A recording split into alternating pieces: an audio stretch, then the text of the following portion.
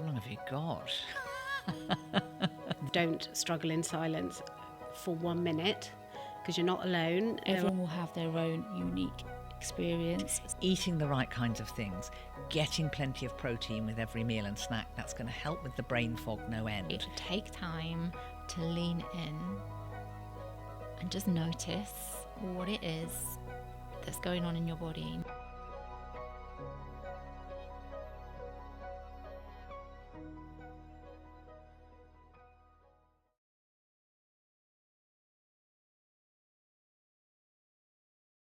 I think women's health needs loads more research.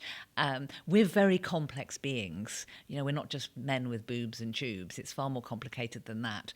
And I think right through from puberty, the challenges that women are having through menstruation, problems like polycystic ovarian syndrome, endometriosis, premenstrual dysphoric disorder, these are all areas that are sorely neglected in terms of research. A lot of it's down to obviously a lack of women's health research, but also in 2001, 2002, there was a Women's Health Initiative trial, and a press release went out linking hormone replacement therapy to breast cancer. And that was a flawed trial, but overnight, women were terrified. So those that were doing well on hormone replacement therapy came off it, and doctors lost confidence to prescribe it.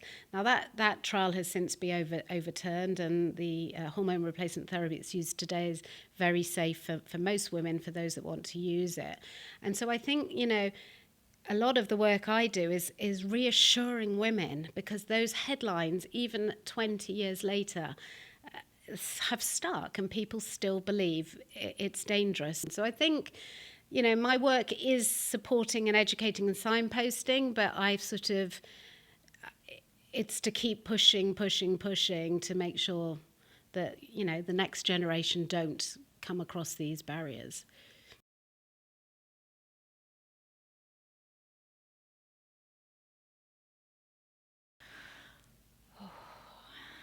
That's a big one.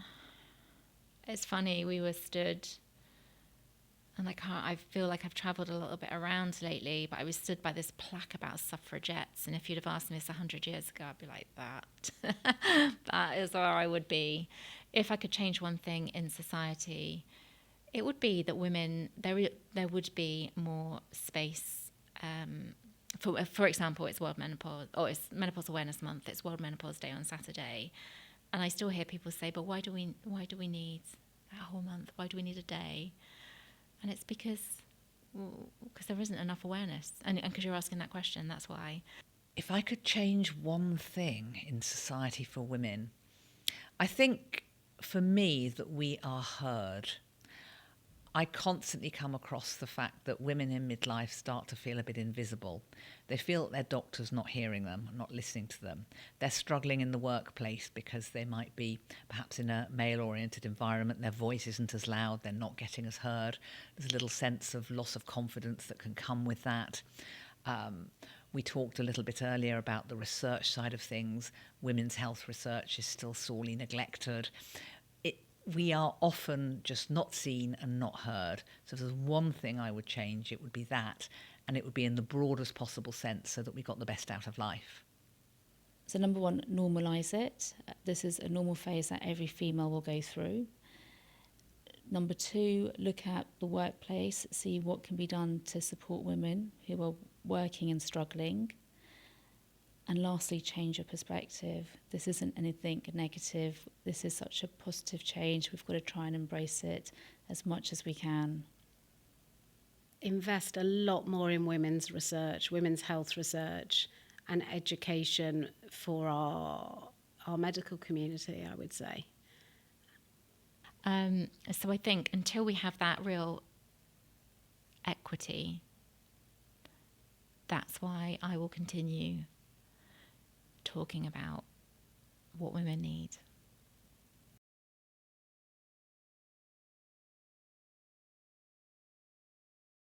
For me, it's about an increased sense of confidence. I love being a 50-something woman.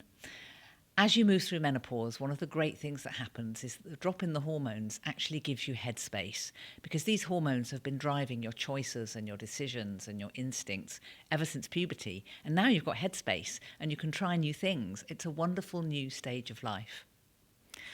I think it's been the freedom and the decision that I took to change my career and kind of almost give myself a second chapter, if you like. I left my career in the probation service as I turned 50. I carried on working in the criminal justice sector for another 5 years, but then I just felt really empowered to be able to say, this is not what I want anymore. And I'd started then teaching yoga. I'd completed my yoga teacher training. So just decided that I would leave. And I just don't think I would have been able to do that as a younger woman.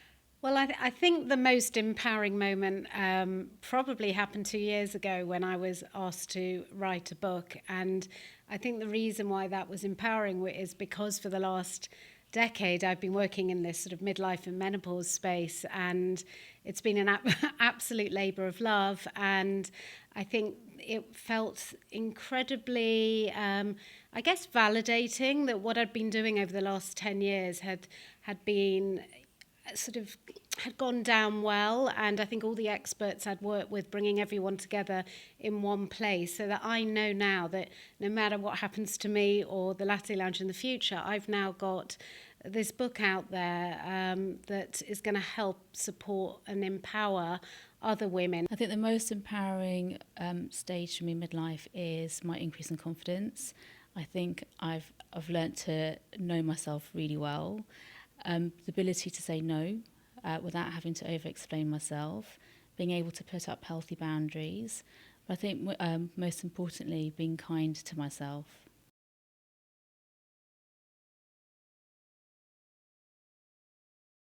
Yes. So surround yourself with positive people. There's so, there's so much out there now on the internet, on social media, and that whatever you read, you'll find a conflicting story too. And don't doom scroll. Don't, there's lots of positivity that you can find on social media. That there's also lots of stuff that isn't perhaps quite true, or it's really targeting you as a midlife woman to try and sell you something, or it's trying to, tell you how to think, tell you how to feel. But you need to work that out for yourself. So surround yourself with positive people, join a club, take up a new hobby. Self-care is probably the first thing you need to think about in terms of empowering yourself through menopause. Putting yourself first is incredibly important, and it's not something we do easily or naturally. So think about managing your diary carefully. Take a red pen to a weekend once a month so you've got that time out. Stop scheduling meetings one after the other so you haven't even got time for the loo, let alone a bit of fresh air. Think about really eating good quality food. It's not about counting calories. It's about the nature of the food that you're eating. If you've got children, then what would you be doing with them? You'd be thinking they must eat well, they must hydrate themselves, they must get good sleep, they must get fresh air. Are you doing that for yourself? Because if you're not, this is absolutely the time in life you need to think about that. Yeah, I don't want it to sound doom and gloom, because what I would say is, if you can get the help you need on day one, and you should be able to, that's why I do what I do, so you don't have to wait 4 years. The midlife can be really empowering and happy time, because I think, for a lot of women, especially again like me, where perhaps the kids are starting to leave home and perhaps you've got more time for you or your partners. Obviously there are people who've got aging parents, so suddenly you're becoming less of a carer for your kids and maybe more for your parents. But there is a kind of window of opportunity here where you can invest in some time in yourself and your partner and do things that you've always dreamt about. Yes. Number one, talk. So talk to anyone that you feel comfortable talking to. Educate yourself. So knowledge is power. Don't wait till you're in the midst of that journey. Start as early as you can. Even if you're not going through it currently or it's 20 years away, knowledge is power. So the more you're aware of what to expect when you're going through it, it won't come as a surprise. And I think the most important piece of advice is embrace it. We've got to stop seeing it in a negative way. It's a brand new chapter, so embrace it and own it.